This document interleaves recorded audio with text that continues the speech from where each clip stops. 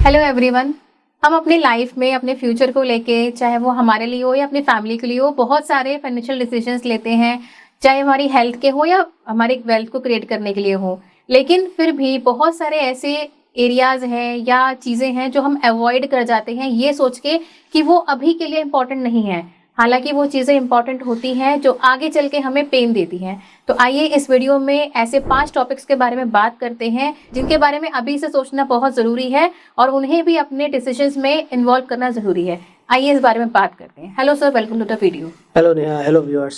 Sir, जैसे कि हम देखते हैं लोग अपनी फाइनेंशियल प्लानिंग करते हैं या जो भी चीज़ें वो प्लान करते हैं, चाहे वो अपने लिए घर प्लान कर रहे हैं, कार लेना चाह रहे हैं, बच्चों की एजुकेशन, लेकिन इन सब के बीच में क्या कुछ ऐसी चीज़ें हैं जो वो अवॉइड कर रहे हैं और कहीं ना कहीं वो उसके लिए उन्हें फिर पेन लेना पड़ता है। एग्जैक्टली नेहा, ये बहुत सारी चीज़ें होती हैं जो कि बहुत इम्पॉर्टेंट होती हैं और बहुत छोटी होती है, या फिर हम अपने जीवन में उन्हें बहुत छोटा समझते हैं या ओछा समझते हैं। इस वजह से हम उनकी तरफ कभी ध्यान नहीं देते या हम फोकस नहीं करते हैं।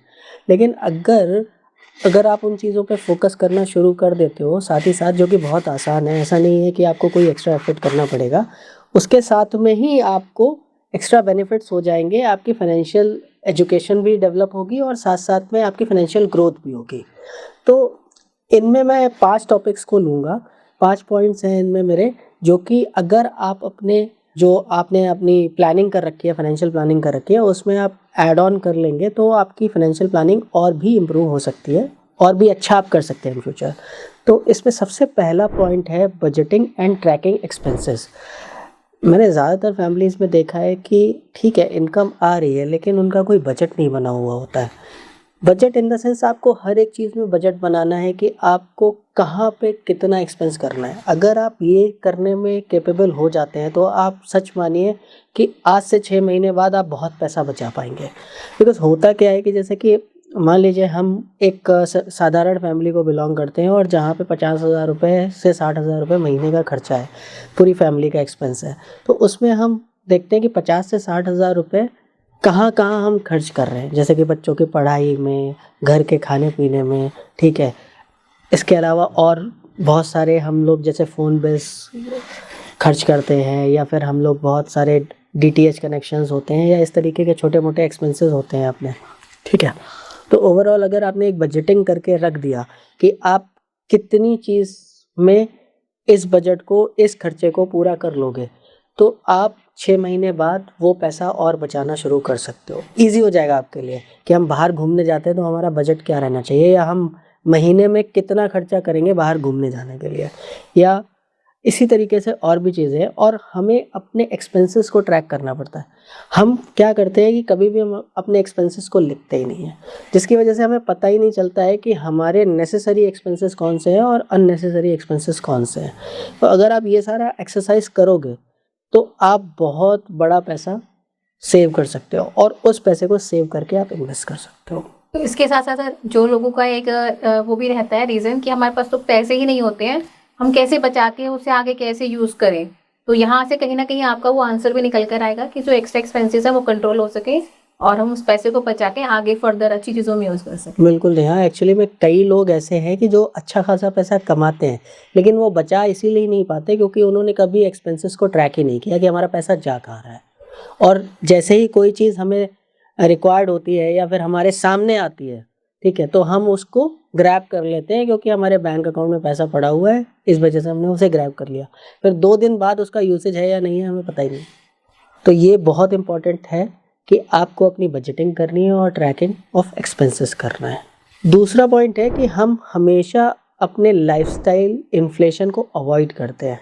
हमें ये लगता है कि आज हमारा 50,000 रुपये का खर्चा है, अगर महीने का हमारी फैमिली का 50,000 रुपये खर्चा है, तो वो बढ़ेगा तो हम मैनेज कर लेंगे। मतलब ये अंदर से सबको पता है कि ये बढ़ना है, लेकिन हम उसको बढ़ने के दृष्टिकोण से कंसिडर ही नहीं करते, ठीक है। हमेशा हर चीज़ पे इन्फ्लेशन लग रही है, हर एक एक्सपेंस बढ़ने वाला है। आपको पता है कि अगर आज स्कूल में बच्चे की फ़ीस 10,000 रुपये है तो वो कल को 12,000 हो सकती है, लेकिन हम उसके लिए प्रिपरेशन नहीं कर रहे, हम उसको अवॉइड कर रहे हैं। अगर मेडिकल एक्सपेंसेस की बात करें तो आप देखो 10 से 15% का ईयर ऑन ईयर बेसिस पे इंक्रीमेंट हो रहा है, लेकिन हम उसके बारे में सोच ही नहीं रहे हैं। क्यों? क्योंकि जब समस्या आएगी तब सोचेंगे उसके बारे में, उससे पहले क्या ही सोचना। तो हम अवॉइड करना सीख गए। अगर हम उनको अवॉइड ना करें और हम उसी हिसाब से उसके लिए तैयारी करके रखें, तो हमारा जो फाइनेंशियल प्लानिंग है हमारी और अच्छी और बेहतर हो सकती है। उसके बारे में अगर हम प्लान करें और सेपरेट कुछ इन्वेस्टमेंट करें उसके लिए, शॉर्ट टर्म इन्वेस्टमेंट हो सकती है वो, तो शॉर्ट टर्म इन्वेस्टमेंट में भी वो पैसा आपको उतना रिटर्न जनरेट करके देगा जिससे कि आपकी इन्फ्लेशन बीट हो जाए। अल्टीमेटली से जो इनकम, अगर हम इनकम में राइज हो रहे हैं तो साथ में इन्फ्लेशन भी राइज हो रहा है, तो जी। हमें ये प्लान करना चाहिए कि जो इनकम राइज हुई है वो अलग से सरप्लस रहे हमारे पास, वो भी एग्जैक्टली। खर्चों में एडजस्ट ना हो जाए। देखिए, इनकम तो राइज हो रही है, इनकम अगर राइज नहीं भी होगी तो इन्फ्लेशन तो लग ही रहा होगा है, ही होगा। एक्सपेंसेस तो आपके बढ़ेंगे ही बढ़ेंगे, तो आपको मैनेज तो करना आना चाहिए ना। आप इनकम के हिसाब से अपने एक्सपेंसेस बढ़ा रहे हो वो बात ठीक है, लेकिन अगर मान लो आपने पहले से मैनेज करके चले, तो जो पैसा आपका इनकम में ग्रो हुआ है उसको आप इन्वेस्ट कर सकते हो, सेव कर सकते हो। तो ये पॉइंट है दूसरा, कि आपको हमेशा इन्फ्लेशन जो है, लाइफस्टाइल इन्फ्लेशन के बारे में आपको ध्यान में रखना है। मेरा तीसरा पॉइंट है कि अर्ली इन्वेस्टमेंट्स। लोग क्या करते हैं कि जैसे ही उनका अर्निंग वाला फेज शुरू होता है उनकी लाइफ में, तो वो अपने अरमान पूरे करने में लग जाते हैं कि ठीक है, मुझे गाड़ी लेनी है, मुझे बंगला लेना है, या मुझे मोबाइल लेना है, एक्सपेंसिव मोबाइल लेना है, या फिर ये तो मेरी पहली कमाई है। दे गेट इमोशनल इम्पैक्ट कि भाई मुझे घर वालों के लिए कपड़े लेने हैं और सबको मैं कुछ ना कुछ गिफ्ट दूंगा, क्योंकि आज तक मैंने कोई किसी को गिफ्ट नहीं दिया। ठीक है, तो वो बेसिकली अपनी फैमिली के बारे में और अपनी चीज़ों के बारे में सोचने लगते हैं कि मुझे ये चाहिए, मुझे ये चाहिए। नेवरदलेस ये चीज़ें काम की होती हैं, बट एक्सेस एंड अबव ये चीज़ें काम की नहीं रहती हैं, क्योंकि आपने आज से अर्निंग करना शुरू किया है। अगर आज से आप खर्चे की हैबिट डालोगे तो जीवन भर आप खर्चा करते रहोगे। आज से आप इन्वेस्टमेंट की हैबिट डालोगे तो साथ साथ में इन्वेस्टमेंट भी कर पाओगे। खर्चा भी करो, इन्वेस्टमेंट भी करो, दोनों चीज़ें करो, दोनों चीज़ों को साथ में लेके चलना है। तो जैसे ही आपके घर में कोई भी फैमिली मेम्बर अर्निंग करना शुरू करता है, तो उसको वहीं से कम जितनी भी उसकी अर्निंग है उसका 20% उसको इन्वेस्ट कराना शुरू करिए। या अगर आप भी करते हैं तो आप भी खुद से 20%, कम से कम 20% आपको इन्वेस्टमेंट में डालना है। तो ये पॉइंट है जो कि लोग इन जनरल फाइनेंशियल प्लानिंग में अवॉइड करते हैं। और जितनी अर्ली कोई इन्वेस्टमेंट करना शुरू करेगा वो उतना बड़ा कॉर्पस बना सकता है, उतना बड़ा वेल्थ क्रिएट कर सकता है। और सर, अपनी फैमिली के लिए आप छोटी छोटी खुशियाँ तो ठीक है, आप अपने अर्निंग से लाना चाहते हैं, लेकिन उसी अर्निंग से उनके लिए कुछ स्टेबल और बड़ा कर सकते हैं, तो वो मौका भी हमें छोड़ना नहीं चाहिए। हाँ, बिल्कुल सही आपने कहा कि देखिए, छोटी छोटी खुशियाँ मायने रखती हैं लाइफ में, बट अगर आप कुछ बड़ा कर पाए जीवन में, जो कि एक जनरल इंसान का उद्देश्य ही होता है कि भाई मुझे कुछ बड़ा करना है लाइफ में, तो वो बड़ा आप कैसे करोगे? आप अगर फंडामेंटली स्ट्रांग होगे, फाइनेंशियली स्ट्रांग होगे, तभी तो आप डिसीजन ले पाओगे। जैसे कि मान लीजिए आप 50,000 रुपये महीने की नौकरी कर रहे हैं, ठीक है, और आप ये चाहते हैं कि हम बड़ा बनना चाहते हैं, ठीक है, तो अगर आपने अपनी इन्वेस्टमेंट शुरू किया तो at least you have an option to take risk and go for a big chance, ठीक है। तो लेकिन अगर आपके पास में कोई कॉर्पस ही नहीं होगा तो how can you take chances in your job? तो अल्टीमेटली आप बहुत तरीके के यूसेज कर सकते हो। अगर मान लीजिए आपके पास में कॉर्पस इकट्ठा होगा तो हो सकता है आपको लोन लायबिलिटी ना लेनी पड़े इन फ्यूचर। तो इस तरीके से अगर आप इन्वेस्टमेंट प्लानिंग करेंगे या फाइनेंशियल प्लानिंग करेंगे तो आपके लिए बहुत फ्रूटफुल होगा। तो ये तीसरा पॉइंट है, अर्ली इन्वेस्टमेंट स्टार्ट कर देना चाहिए, सबको अवॉइड नहीं करना चाहिए। चौथा और सबसे इम्पॉर्टेंट पॉइंट है रिटायरमेंट प्लानिंग, जो कि कोई भी नहीं करना चाहता, जबकि इंडिया में 77% डेटा है जो रिटायरमेंट प्लानिंग नहीं करते हैं लोग। और उनके साथ में क्या होता है, बेसिकली भाई हमें अपने पूरे जीवन की तैयारी करनी है। ऐसा नहीं है कि हमें फेजेस काटने हैं, जैसे जैसे चल रहा है वैसे वैसे चलाना है। अगर हम रिटायरमेंट प्लानिंग नहीं करेंगे तो इतना सब आज मेहनत करने की क्या ज़रूरत है? आज की लाइफ में अगर हम अच्छे से स्टेबल कर रहे हैं, लाइफस्टाइल सर्वाइव कर रहे हैं, तो उसे हमें कंटिन्यू करना है ना। अगर हम रिटायरमेंट प्लानिंग नहीं करेंगे तो हम कंटिन्यू नहीं कर पाएंगे। और हम हमेशा अपनी छोटी छोटी चीज़ों की वजह से, अपने और गोल प्लानिंग्स की वजह से हम हमेशा रिटायरमेंट प्लानिंग को अवॉइड कर जाते हैं। ये अक्सर मैंने देखा है लोगों के साथ में। तो retirement planning is the utmost part of financial planning.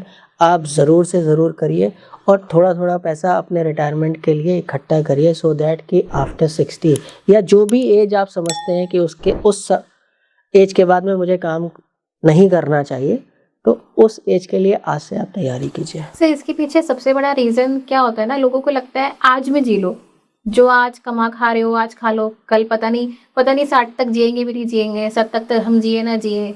लेकिन इस चीज़ को भी हम अवॉइड नहीं कर सकते। अगर आप उस लेवल तक जी गए तो वो आप लाइफस्टाइल कैसे मेंटेन करोगे? वो चीज़ें जो आराम आज आपकी लाइफ में आ जाए, जो गाड़ी घर आ जाए, वो तब भी होना चाहिए और डिपेंडेंट नहीं होने चाहिए। इस देखिए, जीवन रहेगा या नहीं रहेगा ये तो परमात्मा के हाथ में है, इट इज़ नॉट गारंटेड, ठीक है। लेकिन भाई हम तो सारे सर्कमस्टेंसेस को लेके चलेंगे ना।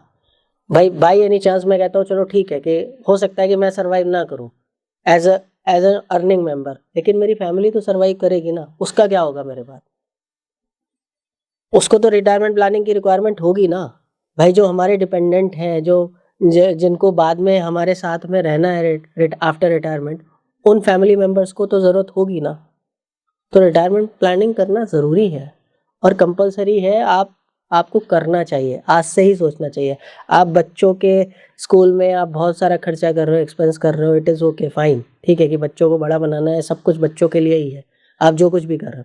बट अपने लिए भी कुछ पोर्शन छोड़ के रखना है so that we can live happily at retirement. क्योंकि कई बार मैंने देखा है कि भाई ठीक है, बच्चे बाहर चले जाते हैं, विदेश चले जाते हैं या फिर और बाहर पढ़ने चले जाते हैं, जहाँ पे पेरेंट्स अपना सर्वाइवल नहीं ढूंढ पाते। वो जाना चाहते हैं, बच्चे उन्हें ले जाना चाहते हैं, बट पेरेंट्स को वो कन्वीनियंट नहीं लगता, कंफर्टेबल नहीं लगता। तो अपने सर्वाइवल के लिए आपको इतना कैपिटल तो, इतना कॉर्पस तो इकट्ठा करना चाहिए कि आपका रिटायरमेंट आराम से कट सके, आप डिपेंडेंट ना हो बच्चों के ऊपर। और पांचवा पॉइंट है जो कि सबसे इम्पोर्टेंट है, health insurance and term insurance. हमेशा आपको फाइनेंशियल प्लानिंग में फाइनेंशियल सिक्योरिटी के पार्ट को भी कवर करना होता है। अगर आप अपना फाइनेंशियल प्लानिंग कर रहे हो या करवा रहे हो तो आपको उसमें हेल्थ इंश्योरेंस और टर्म इंश्योरेंस का प्रोपोर्शन भी डालना है। क्योंकि जैसे जैसे आपका लाइफ स्टाइल, लिविंग स्टैंडर्ड, सारी चीज़ें ग्रो कर रही हैं, उसी तरीके से आपके लिए उतना ही इम्पोर्टेंट हो जाएगा टर्म इंश्योरेंस लेना और हेल्थ इंश्योरेंस लेना। और अगर आपके पास है तो उसको अपग्रेड करना, ताकि सर जो उन्होंने फाइनेंशियल इन्वेस्टमेंट किया है उस पर भी कोई हिट ना आए। एग्जैक्टली जिस पर्पस के लिए किया है वो उस पर्पस के लिए ही यूज हो। ऐसा ना हो कि आपने कुछ फाइनेंशियल प्लानिंग की, वो अपने बच्चे के एजुकेशन के लिए की, लेकिन सडन किसी मेडिकल इमरजेंसी की वजह से वो कॉर्पस आपको वहाँ यूज करना पड़ रहा है, वो भी वन टाइम।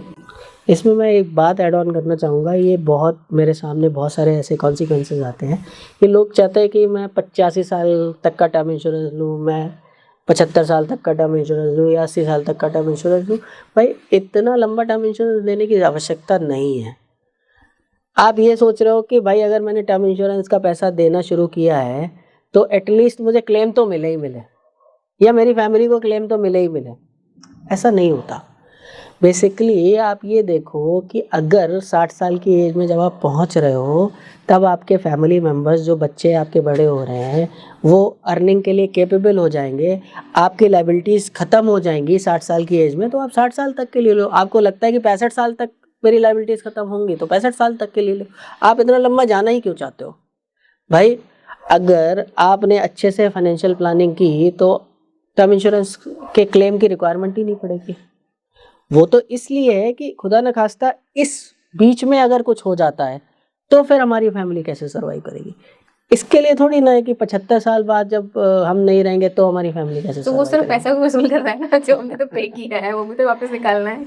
था तो ये अप्रोच गलत है ना, इसी वजह से लोग ले नहीं पाते, क्योंकि जब वो 85 साल की एज तक के लिए जाते हैं तो उन्हें बहुत महंगा लगने लगता है। लेकिन अगर आप 60 साल की एज तक जाओगे तो आपको बहुत सस्ता लगेगा। तो आप चूज करके तो देखो, आप ये अपना के देखो, आपको टर्म इंश्योरेंस करना आसान हो जाएगा आपके लिए।